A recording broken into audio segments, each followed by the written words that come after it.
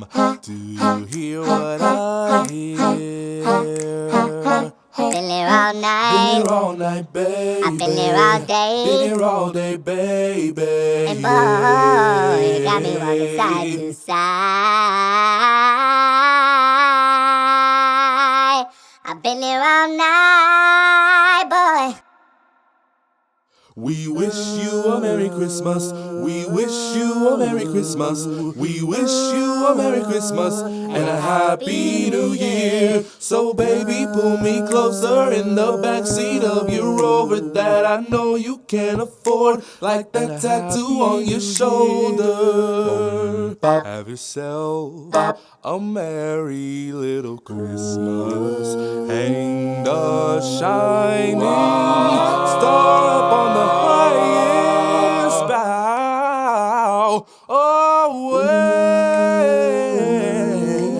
Have yourself a merry little Christmas now.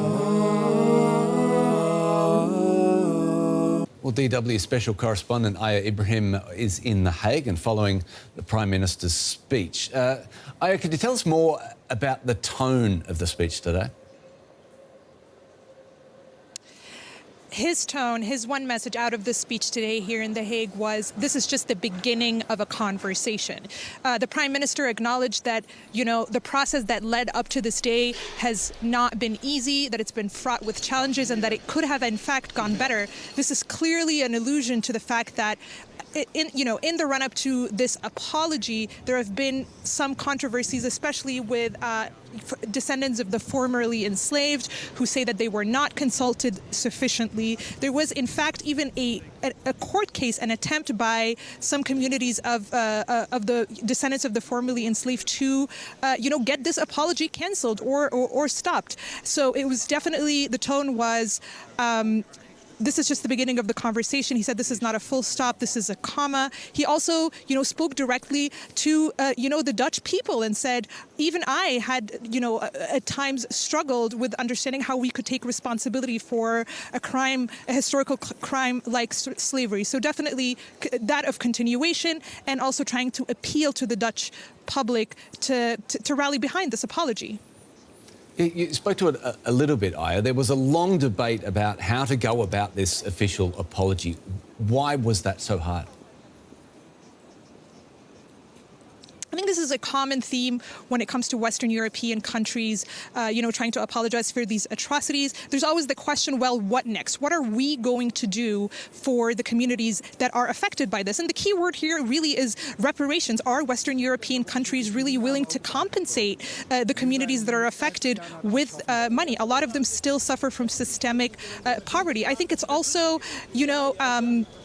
this is an issue that is, exploited, oftentimes used by the right wing in Europe. It's been accused of being a wokeist trend, topic that just follows a certain trend. So certainly it's not been easy getting a unified message on this. Yeah, now, it's only just happened, but how are the slaves' descendants taking this gesture, taking this apology? A lot of the ones that we have spoken to have said that they welcome this, certainly, that it's a good first step. But as I mentioned, there's always the question of, well, how does this affect me? How does this affect my community? So far, the messaging from the Dutch government has really been, let's try to, shed light on this history. A lot of projects are set to be, announced here in the Netherlands. But with communities really in these former colonies, the question is how does this really benefit us? And so far, the Dutch government has not really given a concrete answer to that, other than dialogue and cultural projects that are yet to be concretely announced. DW Special Correspondent Aya Ibrahim in The Hague, thanks so much. The manner in which we arrive here today is, to say it quite honestly, messy, and exposes many risks in the realization of true reparatory justice for those impacted by the transatlantic slave trade, the enslavement of our ancestors, and subsequent racism, marginalization, and continued existence of colonialism in the relationship and institutions which still exist within our kingdom. along with my colleagues throughout the Dutch Caribbean, I find myself forced to confront our traumatic histories according to the schedule and timeline set by the government of the Netherlands. And because these heartfelt sentiments comprise more emotion than one is allowed to express in post-coloniality, I am compelled to secure justice for our ancestral pains by means of formalities and speeches. On behalf of the Council of Ministers, I have, on several occasions, mentioned to the State Secretary of Interior Affairs and Kingdom, despite the manner in which the Dutch press attempts to spin the narrative on this topic, to justify those in the Netherlands who seek to undermine this statement, this apology, and exact political control. We are cognizant also on this side of the Atlantic of the realities of the political atmosphere in the Netherlands, the wider European community, and even the United States. It is why this past year has been rife with the Black Lives Matter movement, which I believe also shone a light on the need for today's apology. It's a call for dialogue. It's a call for dialogue in our schools, in our community centers, at the University of St. Maarten, in the senior citizens' homes, with the boys on the blocks and the girls, well, hopefully not on the block, but it is a call for dialogue. So that would be the first stance or the statement I would make. And it has to be a call for dialogue, not only with the academia. It is essential that the common man on the street participate in this dialogue. It's a call for dialogue for persons, young, old, in between. Unless this does not happen, we will not be able to get a true representation, reflection of the St. Maarten people. And that is what we need. We need the St. Maarten people to respond to this speech. Now, I would like to state that as I was listening to the speech as an educator, I'm always making notes. So I'm going to say I recognize that the apology has been given, which, as was stated, long overdue. It is long overdue in the sense that this is something that the people have been asking for.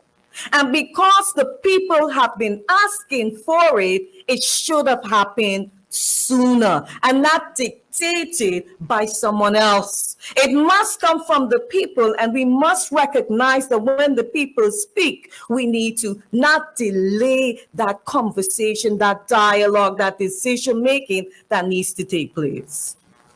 I also want to recognize that the Prime Minister also mentioned that this is a healing process.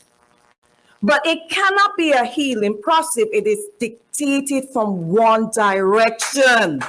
It must come from all areas. It cannot be one person leading the mantle or passing the baton. No, we all got to be running and moving forward and discussing this issue. So that is also something that I want to say. Healing process must be a collective, not an individual. So that too I want to mention by the statements that were mentioned, that were given. I also want to acknowledge that it was stated that the past cannot be changed, but we can face up to it. So I want to acknowledge that he mentioned that. And again, by him mentioning that, he is opening up that discussion for us. And therefore, we now need to continue with that. I urge for self-reflection and self-study because it doesn't surprise me that a country that doesn't teach nearly enough of its own history of colonization to its citizens now makes an apology that is not backed by action. It's too simplistic to say, oh, they know. They may know a small part, but the magnitude of it all, I don't believe they know. And I understand why. Our ancestors weren't taken to Rotterdam, Den Haag, or Maastricht. They were brought here, to Suriname, to Curaçao, Saba, Statia, and Aruba. There are no slave-built walls staring at them on the Avir, no remnants of the huts that our ancestors slept, wept, and died in. No daily reminders of the horrors that their ancestors put ours through, only remnants of what their ancestors reaped, most notably in the golden gilded royal carriage, for example. Why is this type of education on both sides of the Atlantic important? It's important because to issue an effective apology, a people, a government, a nation needs to know the extent of the wrong that has been done. I firmly believe that this apology should have been based on a feeling of regret and collective Dutch historical guilt, very similar to the collective guilt that Germans and their co-conspirators were made to feel and are meant to feel about the atrocities of World War II, including the Holocaust. The apology should not come as a political stunt based on Dutch business interests or an apology that lacks at the very onset dialogue on what an apology should look like or include. Then very understandably, it does not come across as genuine. It's coincidental that Minister Kuipers mentions the Dutch education system and the inclusion of slavery because in my preparation for today, the slight bright spot here is that there are significant strides being made in Dutch schools and via the overall curriculum reviews regarding the Dutch role in the slave trade that my St. Maarten friends in the Netherlands were kind enough to send me the data on. There is still a ways to go, but each step is significant. For ourselves, for St. Maarten, now is the time for constructive, effective, and efficient dialogue, and for public consultation regarding what we want the legacy of our history to be. We have squandered much of it through locally taken decisions as I look at what we have done to the Great Salt Pond, the reason our ancestors were brought here. I urge the government, as they compile the committee mentioned by the Prime Minister in Parliament, to ensure that the voices added to this committee have a tangible and realistic vision for what St. Maarten's role will be as we move forward in these discussions. And to the public, to my co-panelists, to the government, and to whoever ends up on said committee, I emphatically ask that they bear in mind that reparatory justice in the form of remuneration is necessary. But let us not act as if it is the be-all, end-all of the issue of decolonization and the end of colonialism. This goes beyond a constitutional status and money. Decolonization is a matter of examining the legacy of our history outside of the European Dutch state as well. I am still disappointed in the apology overall, and for a particular reason. The very first reason is he started off in his speech to me speaking from a third person and a very distant third person perspective, where he did not really, and in essence to me, removing himself and the people of the Netherlands from the horrors that were transpired. And I think that he did not recognize that the government and the people of the Netherlands were the ultimate beneficiary of the atrocities that took place in these islands. And so they were the ultimate beneficiaries of the proceeds of slavery, and that was not acknowledged. And I think in your apology, you have the who, the what, the where, and the when, but the importance was the why. Why did they do this to us? Right? So when you hit a child, you don't hit a child and say, boy, I'm sorry I hit you. You say, no, I hit you because of this. And there was a reason why they brought us into slavery, and it was for their financial benefits. And I think that was not acknowledged, right? And the second point, I think, was and I keep hearing this term used here, was the overall, and forgive me for using this term, though it may sound a bit racist, the whitewashing of the crimes that took place against our people. We continue to use this term, crimes against humanity, but that does not give what really took place. The genocide that took place, the murder, the rape, the theft. Those are the crimes that actually happened to our people. And so to me, until the Prime Minister and the Dutch state recognizes specifically those sort of crimes and actions that took place to our people and are able to empathize and understand why we feel the trauma that we have felt, why we have this generational trauma, I don't think that the apology is going to be as true as it should be, right? I don't think the people will be able to accept and feel the empathy from the Honorable Prime Minister because it seems to brush over very cleanly what has transpired with us, and that is not the actual trauma that is felt. The trauma is not a clean, whitewashed trauma. The trauma and pain that we still feel today from the effects of slavery is real. There's one line that I want to share with you, and it comes from the Panam song, and it says, Abi been a herum long time, but Bokra been a hidem. And it simply means that with this apology, the same rhythm, modus operandi, has been once again employed, in that secrecy is surrounding this whole process. Okra bin Ahidem simply means that they keep the news from us. They hide it from us. Holland and Maarten running around scrambling to meet this apology. No schools involved, no young students involved.